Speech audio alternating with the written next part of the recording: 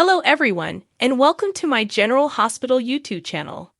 I hope everyone is having a wonderful day. Before we begin, please hit the subscribers button and give this video a thumbs up. The General Hospital spoilers for Wednesday, November 29, show that although Brooke Lynn Quartermain was worried about the mafia situation her grandmother had sparked, Yuri had a plan to assist Gloria Cerullo. However, Yuri instructed everyone to simply follow the plan, and when Mr. Pete Petrov arrived, let him in. Mr. Petrov consented to attend this meeting since, as it turns out, Yuri taught his nephew how to play the trombone and taught him how to play it well. Gloria didn't think she had done anything wrong, therefore she didn't see why she should apologize for upsetting Mr. Petrov's wife. Mr. Petrov was about to walk out, but Brooke Lynn intervened by offering his nephew a position on a tour with a well-known artist. As long as Brooke Lynn assisted his nephew, Petrov was happy, even if Gloria reluctantly said she would never return to that church for bingo or anything else. Maxie Jones, Kirsten Storms, confided in Felicia Scorpio, Christina Wagner, about her furniture mishap at home after trying to economize by assembling a desk oneself but failing miserably. As a result, Maxie started talking about her financial struggles and the pile of credit card debt she was dealing with since moving into a larger home. Felicia was adamant that Maxie get some cash to hold her over till deception made things right. In order to assist Maxie, Felicia also desired to examine her retirement portfolio with Max Scorpio, John J. York, and determine what could be liquidated. Maxie attempted to decline, but Felicia suggested they figure out a payback schedule later. Maxie didn't want to save herself at Felicia and Max's expense, so she felt that they should take more time to consider this option.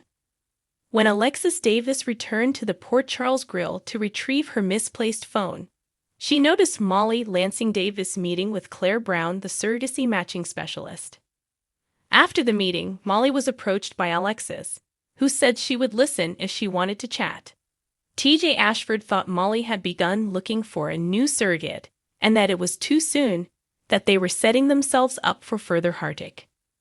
Molly only wanted to look at the other alternatives, but Alexis insisted that since this had to be something they both desired, Molly really needed to talk to TJ.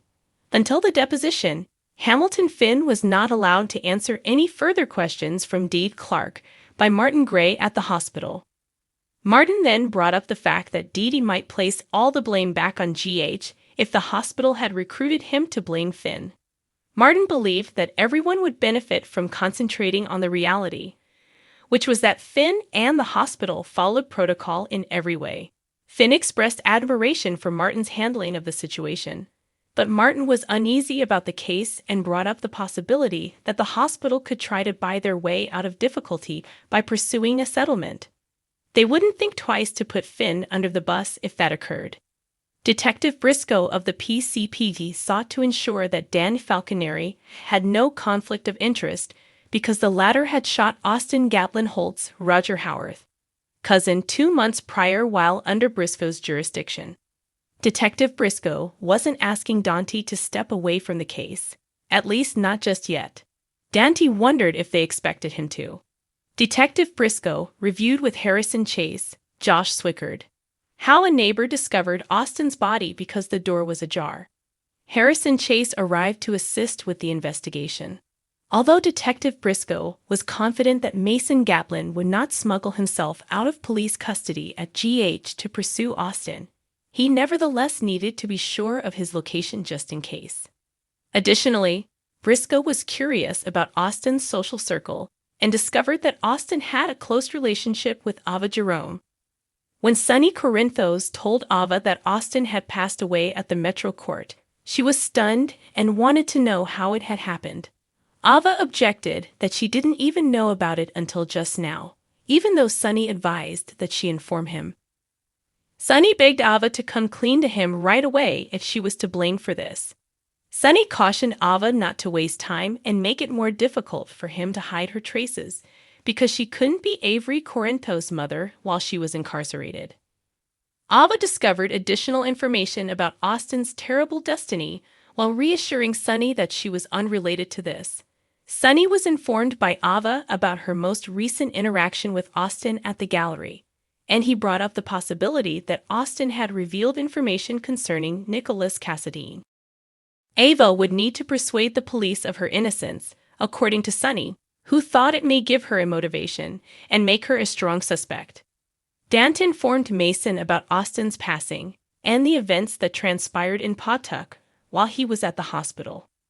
Dandy asked Mason if he had any idea who might have done this to Austin after he offered that sharing information could assist Mason reach a settlement. Mason accused Ava Jerome before Dante informed him that he would be moving to Pentonville that evening. Chase went back to the Quartermain mansion to bid Gloria farewell before she left for the bus stop. They both appeared uncomfortable as Gloria insisted on questioning Chase and Brooke Lynn about when they planned to tie the knot.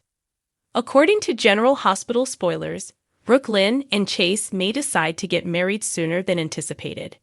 Keep checking back for updates on any arrangements for their wedding. For thrilling General Hospital news, spoilers, and updates, CDL is the place to be. Check back often for further GH information.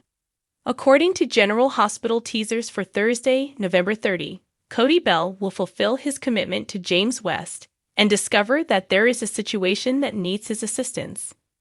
James is going to approach Cody for help, so perhaps he'll ask him to assemble the desk that Maxie Jones has been having problems with.